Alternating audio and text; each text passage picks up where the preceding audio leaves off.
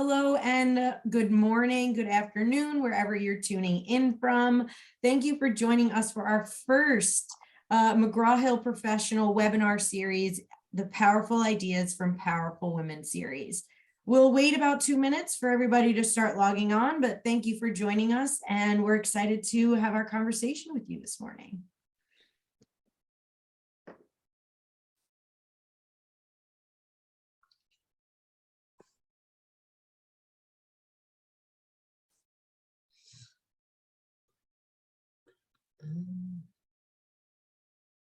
Okay, we'll give everyone just one more minute. If you're joined in the last few seconds, hello, welcome. And we are going to get started at 12:02 if you're on the East Coast at least.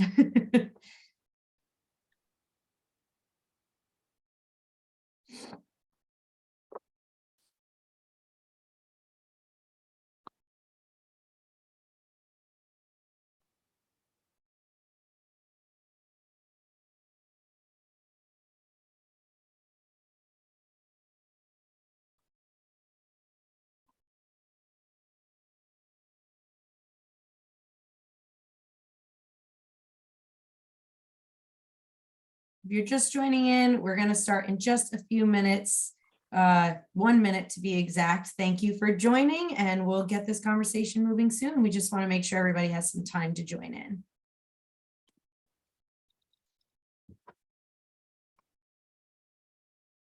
All right, let's get this thing started. First, welcome and thank you for joining us for the first ever conversation in McGraw Hill's new webinar series, Powerful Ideas from Powerful Women.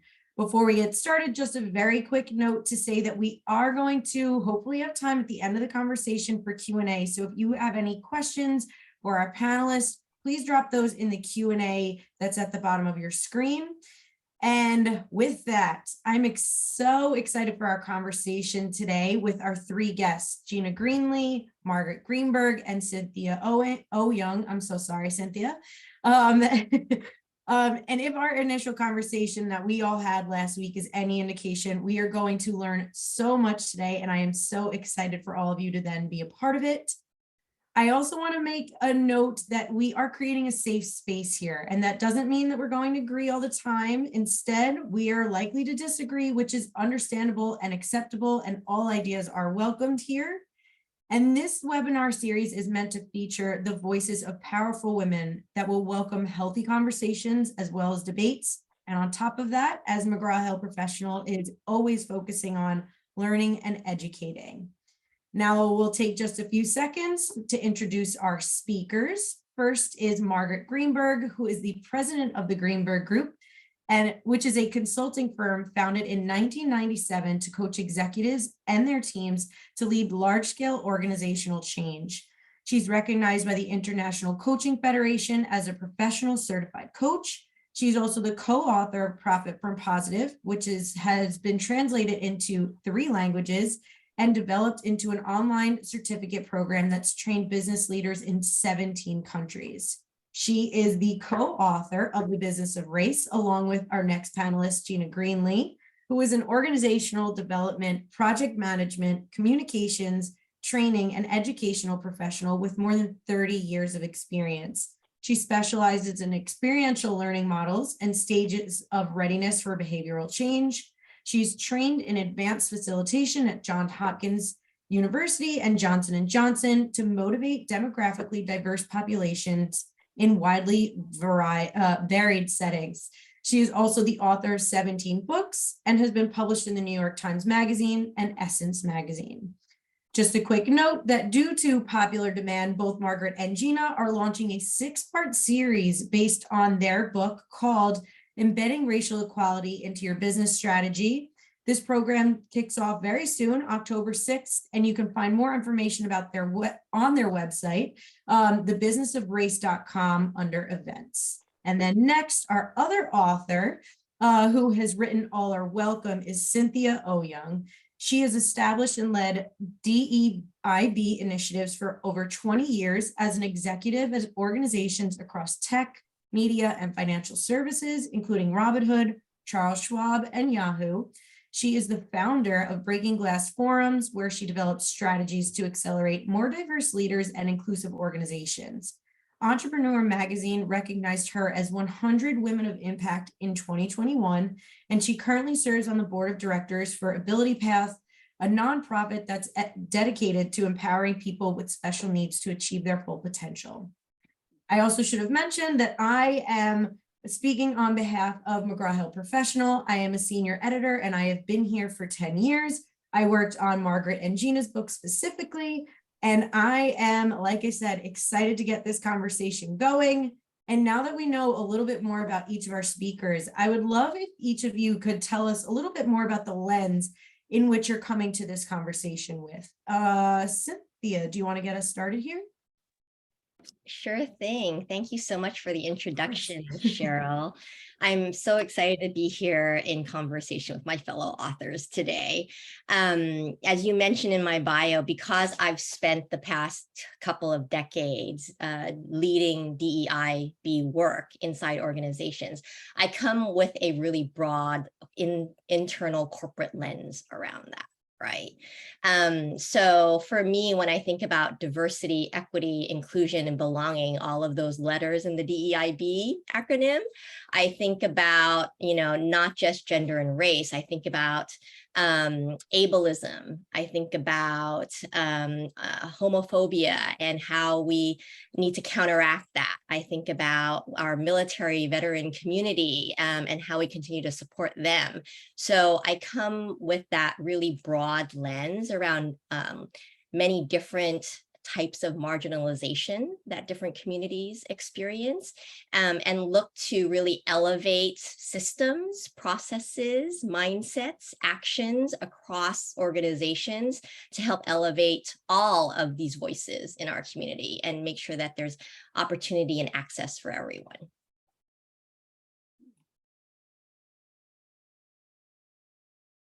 Sorry. Still on mute. What an incredible role. Thank you for sharing that with us. Gina, do you want to share a little bit about what your lens is coming into this conversation? Yes, my lens is, and I'm accustomed to saying our lens, since of my 18 books, this is the first time I've co-authored. And so we have a shared voice and vision, Margaret and I, and that is, we are not DEI professionals. We are, thank you for the introduction. And you mentioned our backgrounds. The lens that Margaret and I take in the business of race is an organizational development lens and an asset lens. And we, unlike Cynthia's work, we narrowed our work in the race space, and that was intentional.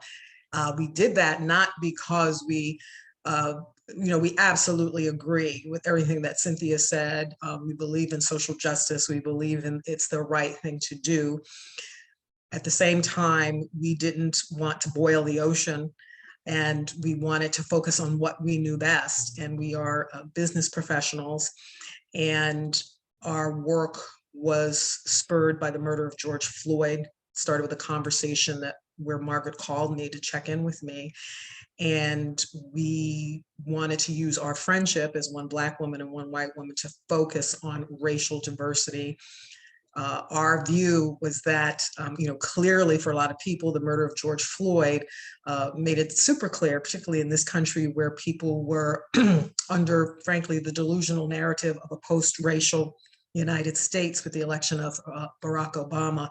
So that's what our focus is, because it's a focus of it's based on our lived experiences as a Black woman and a white woman in the US, and also as business professionals, and not social justice professionals, although we did educate ourselves about the history of DEI in organizations.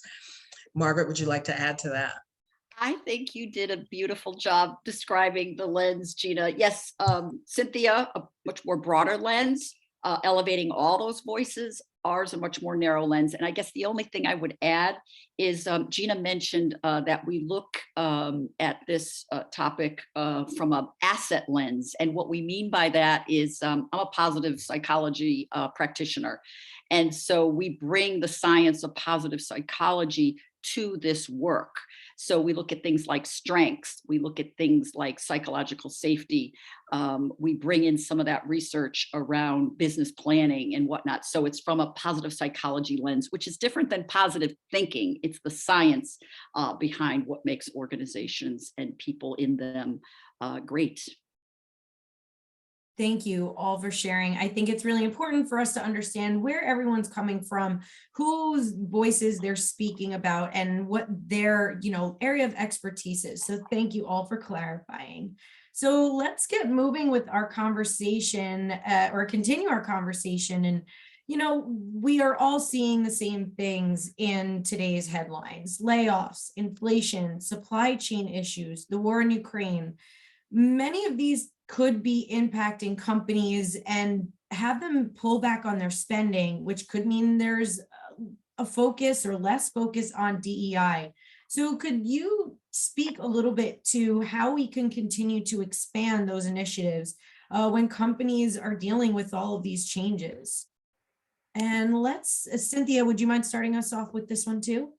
Yeah, absolutely. So, I think it is really important to acknowledge the broader macro environment in which companies are operating. And I think that within that, those issues that you just mentioned, no decisions are easy, particularly when it comes to how do you move forward through all of that for business leaders.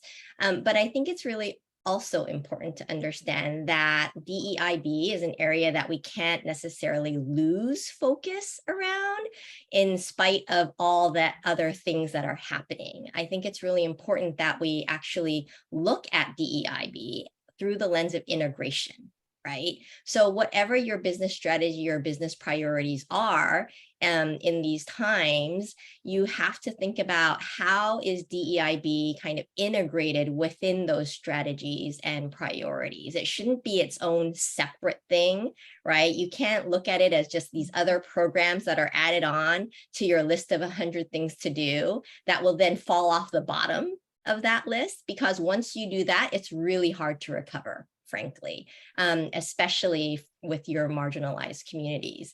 You have to really think of them as, okay, if I'm going to hire, if I'm going to develop, if I'm going to really look at how talent moves through my organization and support that talent, I have to do that with a DEIB lens in mind. And therefore, you may narrow some of your initiatives. You may really focus and hone in on the things that matter most to you during these challenging times, but it's important not to let any of that go, right? And to be honest and clear about the needs that you have within your business so that people understand and can continue to follow the leadership, I think, tone that you're setting by not failing or pulling back necessarily on your commitment to DEIB.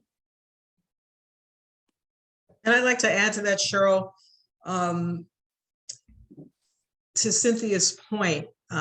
So DEI DEI, what Margaret and I call racial equity, because we're focused on racial equity, but I know DEIB is Cynthia's broader focus.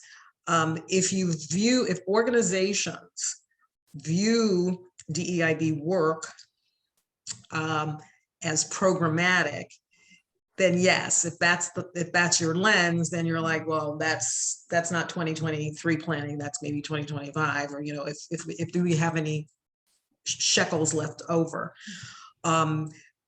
Alternatively, if you bake into every business practice policy, every strategic initiative, if you're going to be looking at reevaluating your vendor policies, if you're going to be seeking out new vendors, if you're going to be making changes to your board because the term limits are up, whatever is on that strategic plate will benefit from adding to it a DEIB lens. So when people think, we've had economic turndowns before, right? Anybody remember 2008 through 2010?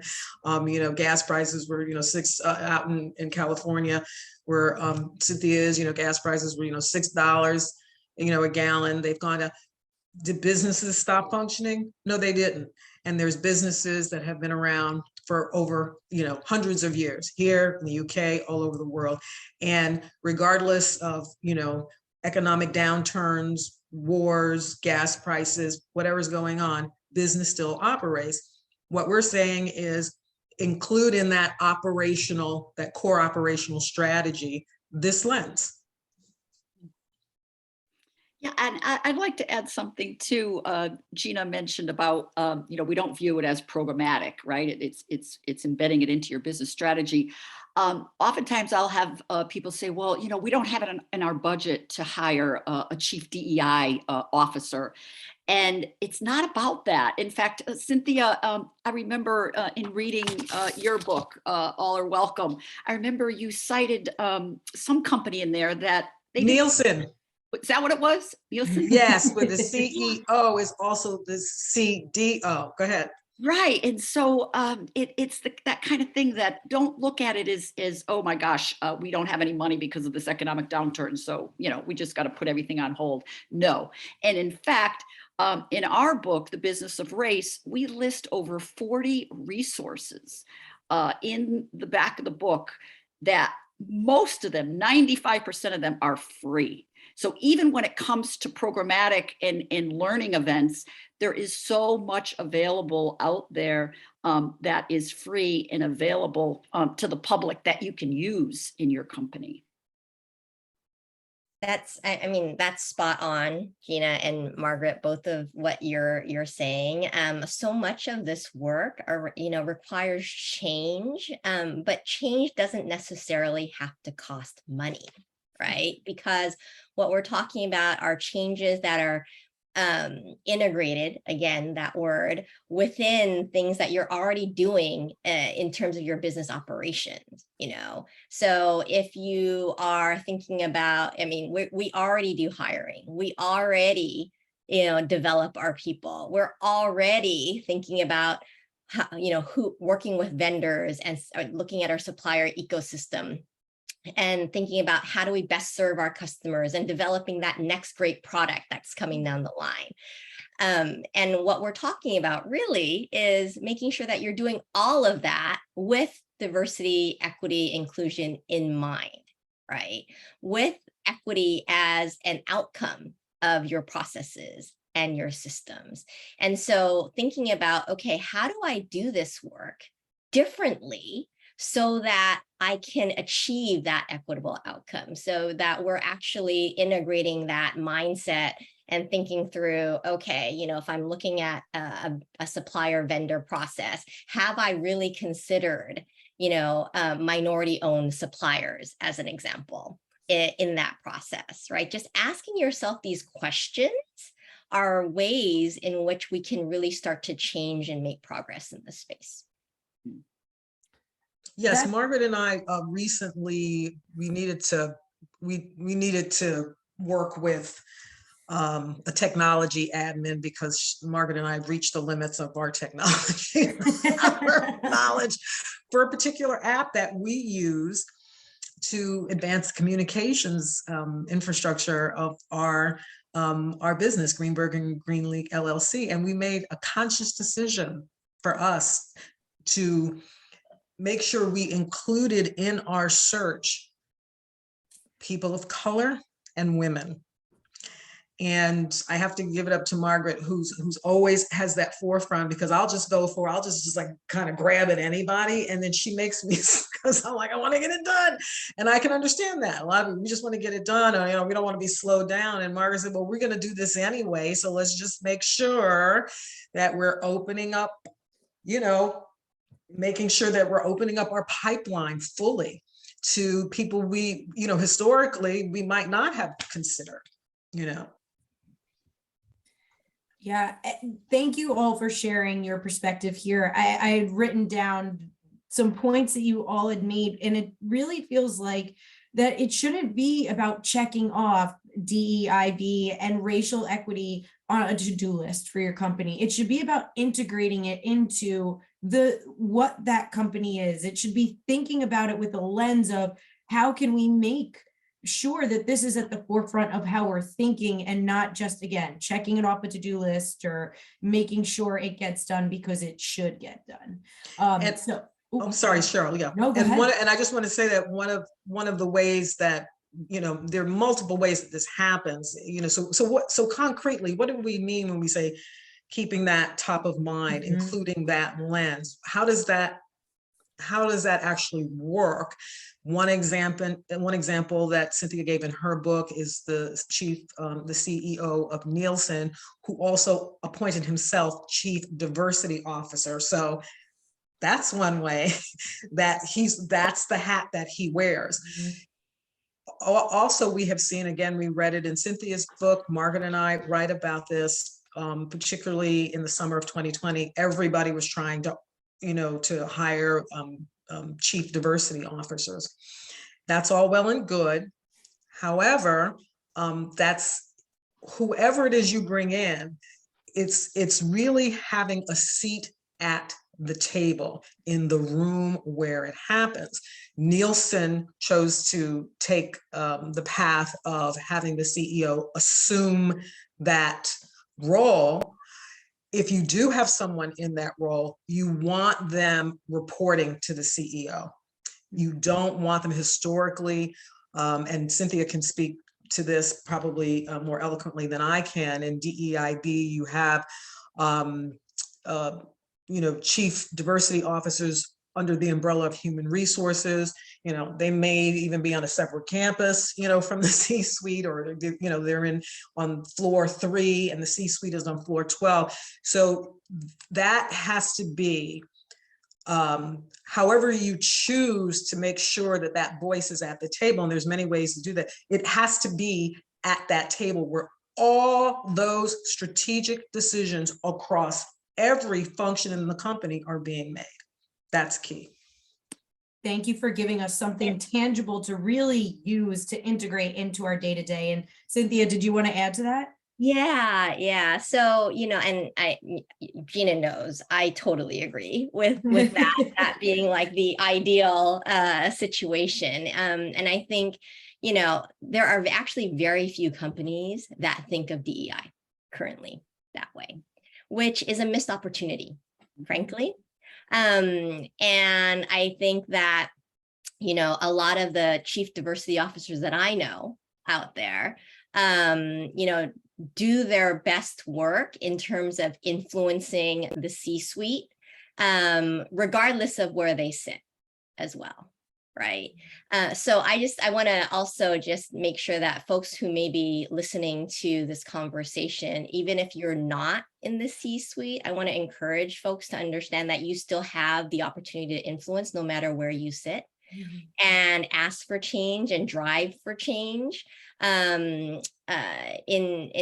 across all levels and functions of an organization. And I think it's just really important for people to understand and remember that, because we all have a role to play in driving change, whether you are at that C-suite level or you're, in other parts of the organization.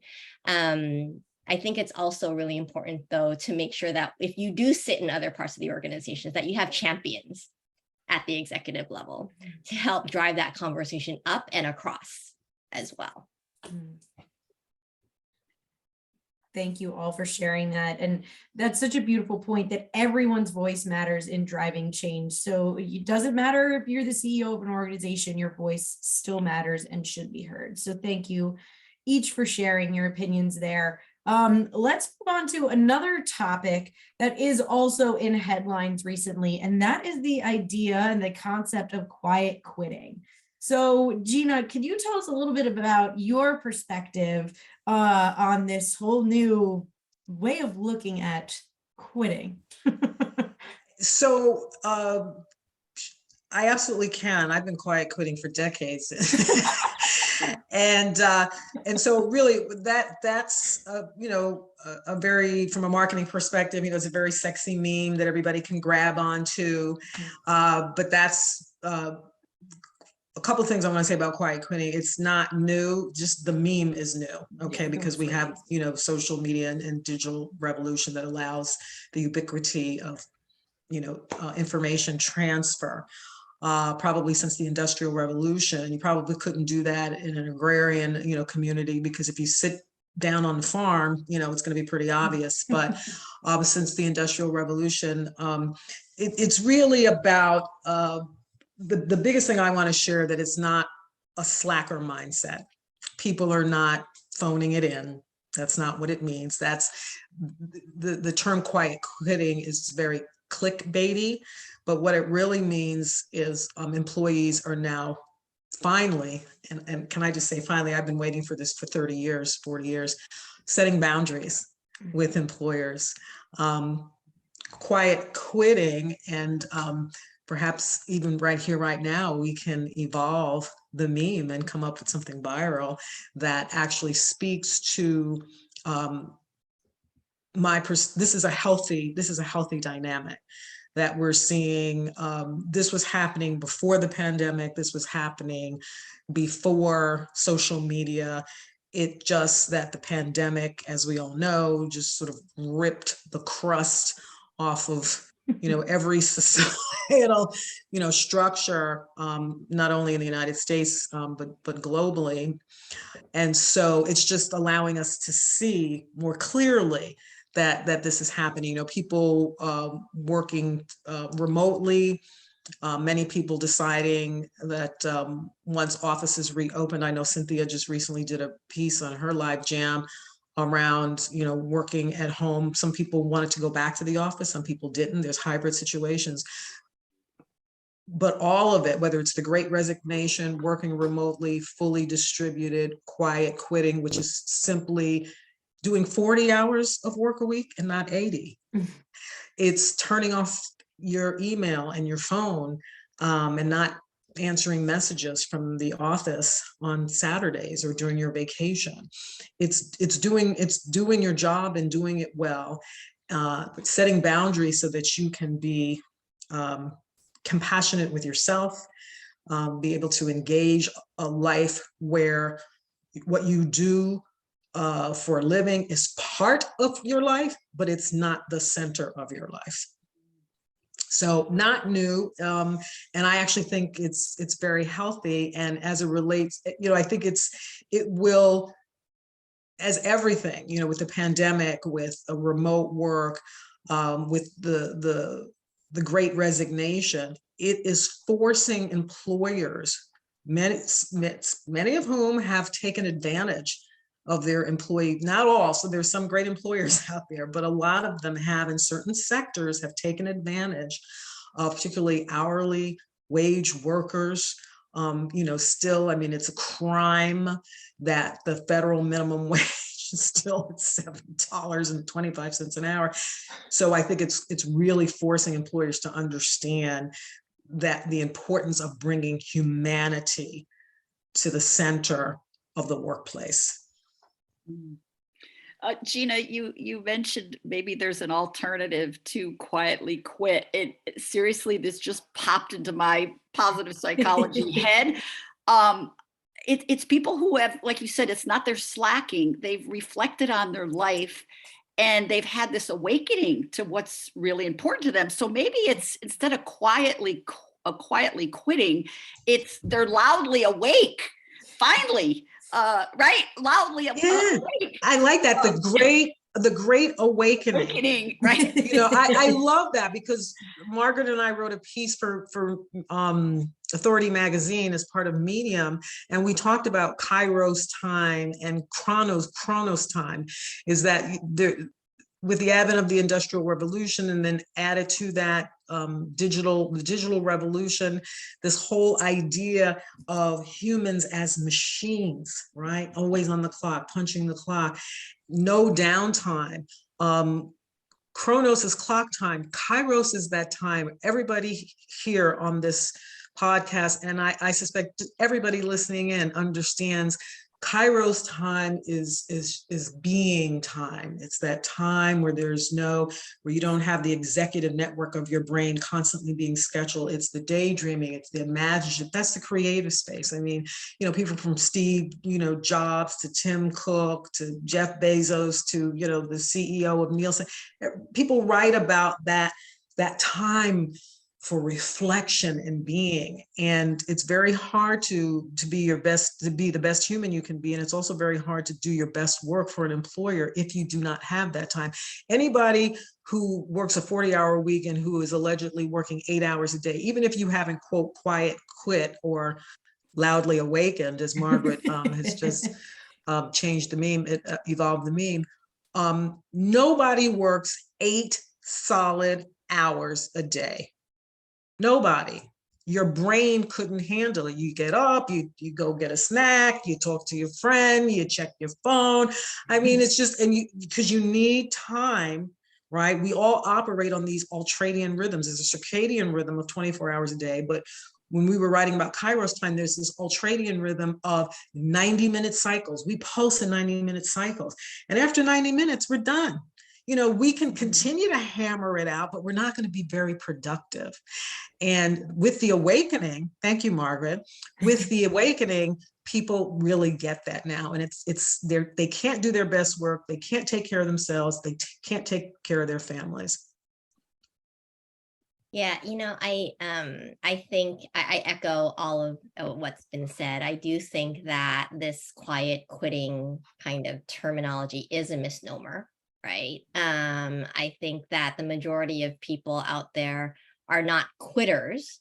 I think that's just really negative and pejorative and shouldn't be used in describing people who basically do their job well, right? Fulfill what's in their job description and what they're actually being paid to do, right?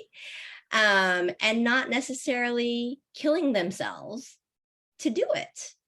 And is that bad? I don't see that as being a bad thing. I think, to Gina's point, it is about setting healthy boundaries, and it is very much a reaction to being sucked dry in the past and going through this pandemic and great reset and recognizing that is happening and that it is negative and detrimental to people's mental health and physical health.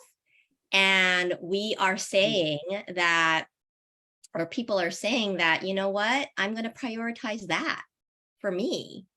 And what is being demanded of me isn't necessarily worth that price and cost. And so, it's a way to, in one sense of the word, take back power, right, as an employee. And in other senses of the words, really, starting to think about and prioritize ourselves and protect, what is best for us. And I think that it sets up this really antagonistic dynamic between employers and employees that doesn't have to be there. Right. Because I actually have this belief, and, going back to what Gina and Margaret have described as, an asset-based lens, right? Like, if we're all, working together, supporting each other, leveraging our strengths, then I don't see why businesses wouldn't be able to succeed based on that. Right. And so it's just, I wish we would actually just get rid of this like trend topic altogether, and to replace that with this like awakening, or hey, let's just, it's about recalibrating expectations and understanding that boundaries can be good, and helping each other kind of achieve the outcomes that we're trying to achieve, both as individuals and as organizations. Yes, the great awakening, the great recalibration. I mean, something that doesn't, unfortunately, in the United States right now, everything is so polarizing. And so that's why this meme is so viral and so clickbaity, because it baked into this lexicon. And, the three of us, we've talked about lexicon offline. We've written about lexicon. Words matter. Narrative matters. And this narrative, to Cynthia's eloquent point, it has combat and adversarial baked into it. And nobody wins. Nobody wins if, we talk in the business of race, and Cynthia writes that companies who have racial equity and they have full equity when it comes to historically marginalized groups, or they're working diligently to include that into every business policy and practice. Historically, there's so much research out there, historically outperform companies who do not have that diversity in the measures of attracting and retaining talent, productivity, innovation, and profit.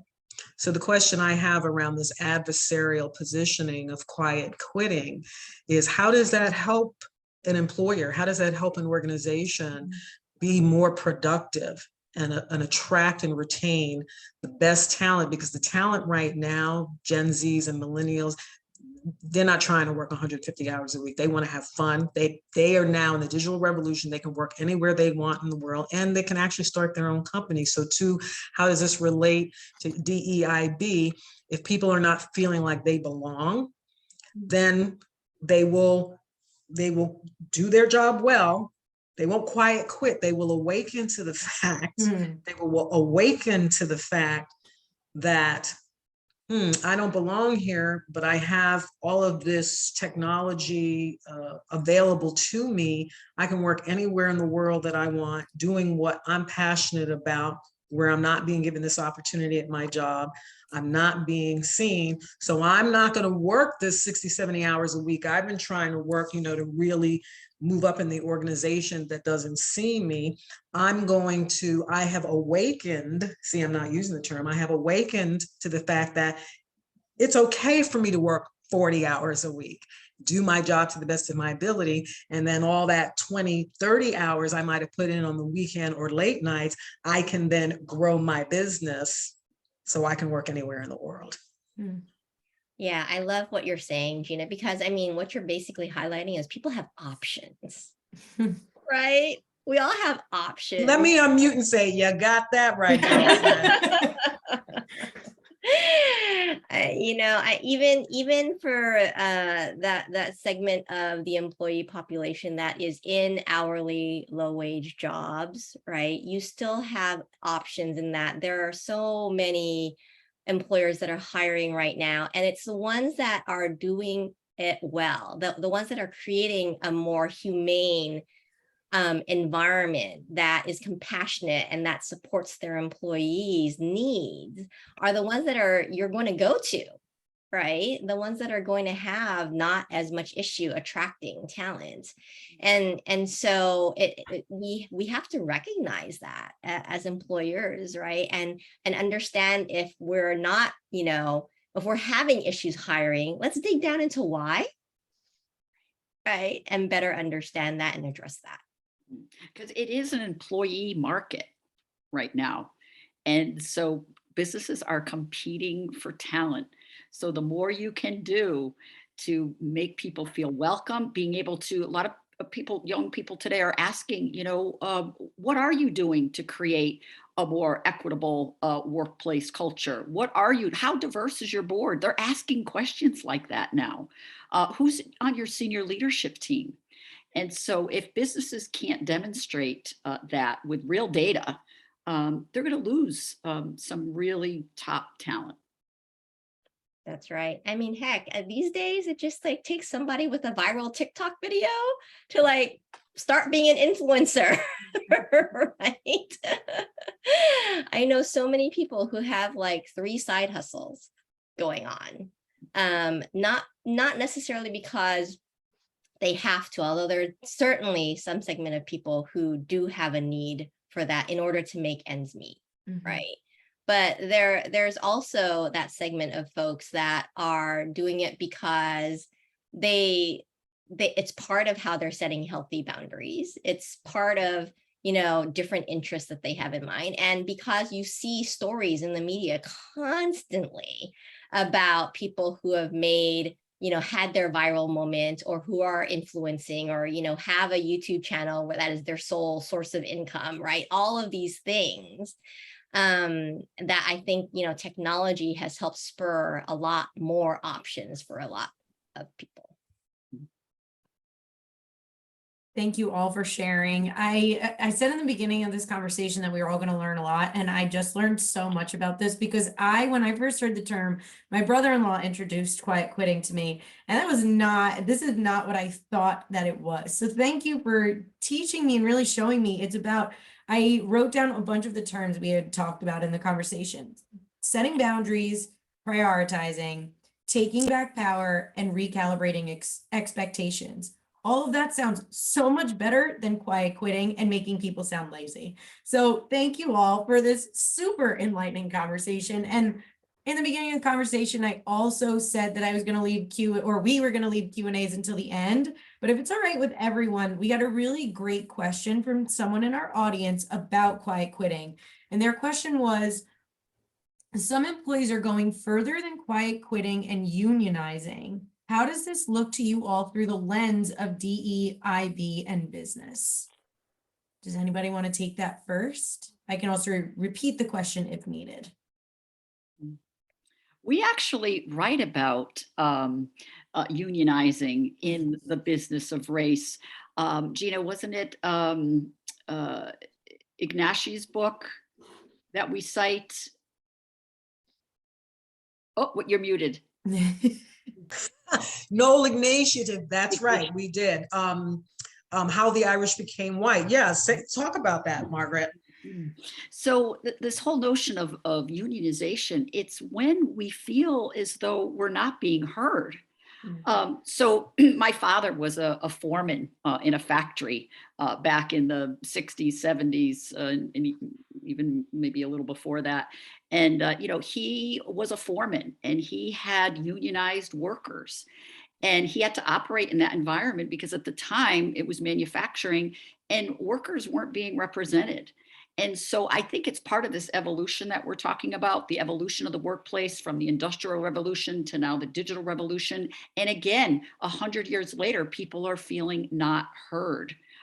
So that's where unions have actually been able to, find people that they can really help. I know one of my daughters is a nurse, and they're thinking of unionizing because they're not being paid a wage that they can live on. They're not being paid a wage that they can someday retire on. So yes, there is a place for unions yet again in this 21st century. I agree with that. I think that unions, going back to the taking back power, right? I mean, that's a way for employees to be able to have more collective power. And, it's really the trend toward unionization that you see in industries that maybe traditionally haven't had unions, like tech, as an example, is part of this rise in social activism that is happening, I think, across the board, where we are looking at how do we, again, have employers kind of keep us more top of mind and what our needs are. And unionization is one way to make sure that you have that voice at the table. And the whole piece around, around collective, right? It's called collective bargaining. And the book that Margaret cites, that we cited in our book, How the Irish Became White by Noel Ignatius, talks about how unions, labor unions, or the formation of labor unions were busted, very, very early on when management got wind of that. One of the ways, okay, this is talking about the DEIB, that management kept coalitions from forming, coalitions of employees from different groups, be they at this time, during the early parts of the Industrial Revolution, European immigrants, Black workers, who were beginning to talk to one another about how they were being treated. And in this book, How the Irish Became White, management would pit groups against one another for the purpose, and they would say to the European immigrants, well, you know, you're with us because of the color of your skin, even though they were not getting paid what the managers were saying, but they said, well, you know, this skin color is a currency, so you don't want to be talking to, you know, the Spanish people, you know, the Latin people, Native Americans, Black people. No, you don't want to be talking with them because they're not one of us. That was a conscious, deliberate strategy to break up coalitions. And we talk about the importance of coalitions in doing this work. You cannot do this work on your own. All right. Even, yes, you don't have to be in the C-suite. You don't have to be a manager. You can be part of a diversity council, an ERG, an employee research group, and I mean employee resource group. But you need to work with other folks. You need coalition for strength. That's what unions are about. And skin color, right, going back to DEIB, is how was used as a currency to break up coalitions so that employees would not have the power to work to, you know, voice what their needs were, have their needs met by management. So the fact that we are seeing a rise in labor unions, again, also speaks to Cynthia, to this generation of workers who are not buying into that anymore. Yeah, absolutely. And, you know, I want to go back to something that you cite also in your book, The Business of Races, and you touched on a little bit here in in our conversation, Gina, which is that notion about equity in outcomes, right? Because, you know, you talk about pay transparency, right, in the business of race, and I think, you know, unions and the issues around pay transparency, they're related in that they're reactions to a lack of transparency inside organizations about how decisions are made, how pay works, how people get promoted, how, like, all of those things around, you know, career and organization have, in a lot of companies, been really opaque and secretive, and has resulted in inequitable outcomes, especially for people of color, right? And so, you know, I think, you know, unionization and desire for pay transparency you know, transparency in how promotion decisions get made, or who gets chosen for what work assignments, or that leadership development program. These are all reactions to that lack of transparency and lack of feeling involved in that, and seeing how the outcomes have benefited particularly one white, straight, dominant male group.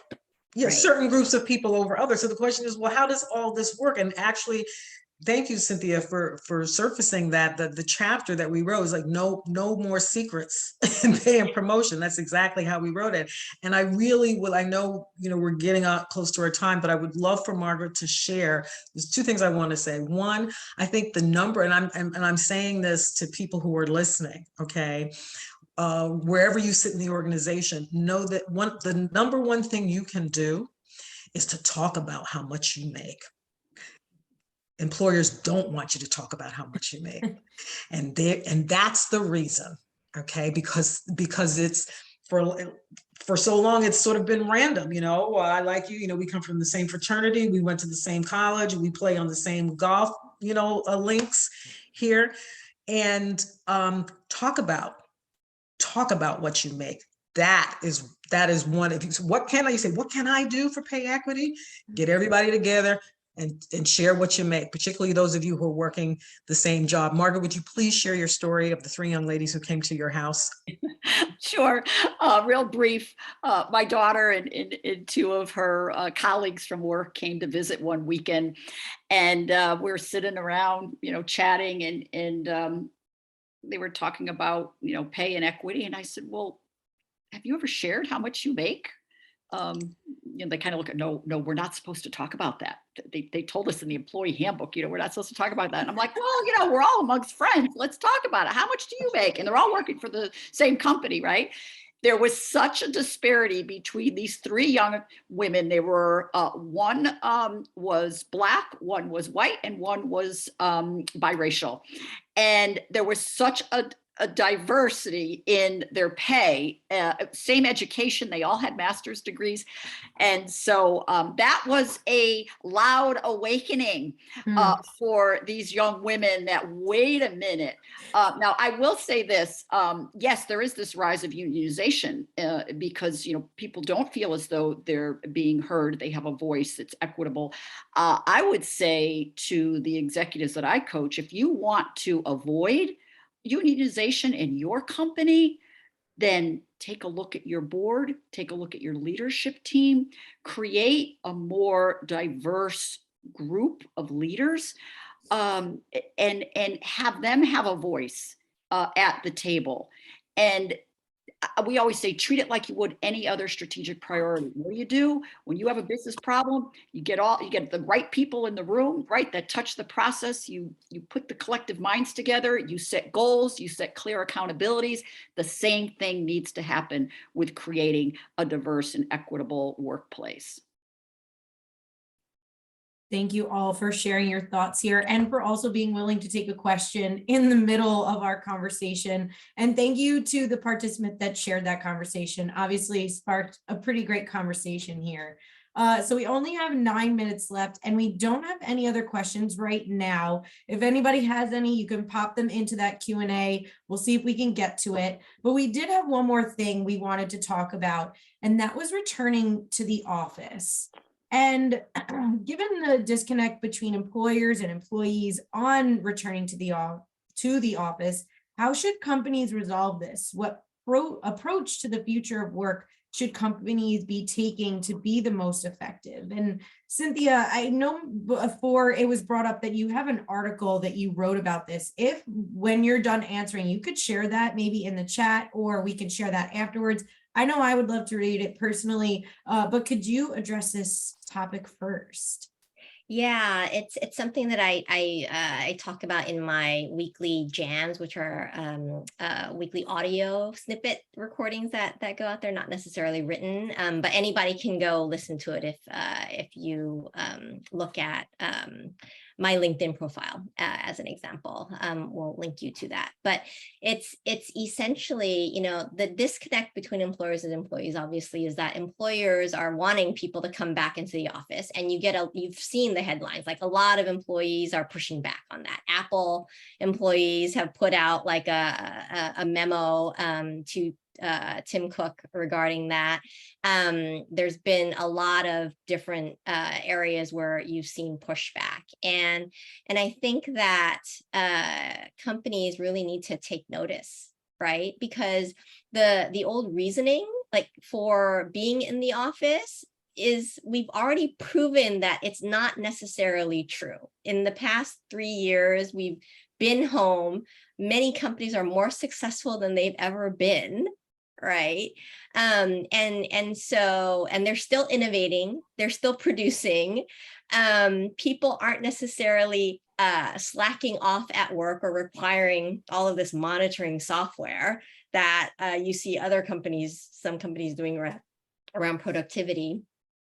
And, we're just calling what we see as employees. Like, is this really necessary? I am able to meet my goals in my job. So what does doing an hour's commute to go sit in an office, get on a Zoom call with people across the country, and then do the same thing coming back home? Like, what's the point? And I think that employers really, when you think about the future of work, we have to let go of these old ways of thinking about how work has to happen. And we have to look at the evidence and actually make some evidence-based decisions about how we want to continue to move forward with that, and meet people's needs so that we can continue to be productive and support people through whatever the future is going to bring. Cynthia, you mentioned evidence, right? What does the evidence say? We suggest, survey your employees. And what many companies are finding, it's really a third and a third and a third. A third want to come back in. They're extroverts. They miss that camaraderie. Another third wants this hybrid model because it really helps them manage their whole life better.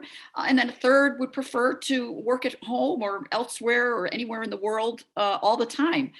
So using that evidence, survey your employees, find out, use your employee resource groups as a source of data as well, and survey them. And the upside, one of the things that we've learned is that the argument we hear from executives for everybody needs to be back in the office is, well, it's a much more inclusive environment when we're all back in the office.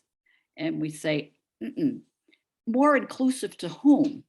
It's, I can just talk to the person next to me or right down the hall. Yes. And who do those go-to people tend to be? The same people over and over and over again. So inclusivity can actually rise when people are working, across time zones, because now we're tapping into people we may have never tapped into before. We share a story in the Business of Race about this young woman who worked in an office in the Cambridge, Massachusetts area. And she said, pre-COVID, I never talked to my colleagues in Denver, or I never talked to my colleagues down in Houston. And now suddenly I'm getting to know them, and it's making, work so much more fun and engaging. So don't fall for that myth of, we'd just be so much more inclusive if we were in person. Yes, employers need to let go of control and command and control from, what we're experiencing now as a society is letting go of the Industrial Revolution militaristic mindset where we all have to be the same and we all have to go to the same building. And, I want to encourage people, in the C-suite who might be listening, or people who have access to the C-suite, executives, to don't be afraid to play with the possibilities. Go out and get your evidence through surveys. Be open to what you hear. Again, it seems to me that the pandemic has been a great petri dish, as Cynthia said, as Margaret said, it's not true that people can't be productive if they work remotely, or if they go to another building that's not their house, or they work 20 hours in the office or not. It's not true. The pandemic has been an absolute incredible experiment. Continue on that journey of experimentation, of prototyping, not trying to get it perfect. Try something, see what happens, learn from it, break it apart, pull it back together, have fun with it, be innovative with it, with what the future of work looks like in your organization, in the same way that your R&D functions are innovative, when they're looking at product development. Don't be afraid to have, don't think that you will lose if you're not controlling your employees, because if anything, what you're learning is you can't control them. So why don't you think about working with them? So beautifully said. Thank you all for sharing your thoughts on that topic as well. And with 2 minutes left, I think it's a good time for us to wrap up. Thank you all. I would first like to thank our speakers for giving us their time, giving us their thoughts and energy and knowledge in this conversation. I appreciate each of you, and I know that our attendees do too. And next, thank you to our attendees for spending the time here, whether you were eating lunch, just getting your day started. Thank you for being here and sharing and letting us share our thoughts with you. And most of all, I just want to thank everyone here for just being open to our conversations and for joining McGraw Hill's newest panel, which is the Powerful Idea from Powerful Women series. Thank you each so much. And for those of you who are joining us and listening to this over a recording, which it has been recorded, thank you for listening to our conversation. And for those of you celebrating Rosh Hashanah, Happy New Year. Thank you again, everyone, for your time, for joining us, and we hope to see you at the next Powerful Women from Powerful Ideas from Powerful Women webinar, which should be happening in early or late November and early December. So keep your eyes out for that. Thank you all so much and have a great rest of the day. Thank you. Bye. Thank you.